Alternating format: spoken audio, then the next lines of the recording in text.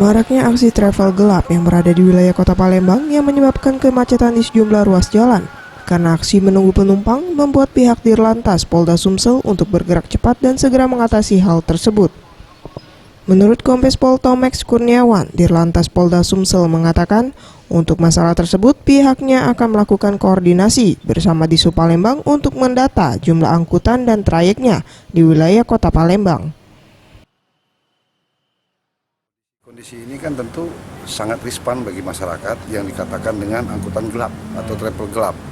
Sebenarnya ini juga bagian dari yang harus ditertibkan. Kenapa? Karena kan kita harus paham siapa pemilik, perusahaannya apa, siapa pengemudi, sehingga untuk masalah kemacetan yang diakibatkan oleh travel gelap ini, pihaknya akan segera menerjunkan tim ke lapangan untuk mengatur arus lalu lintas.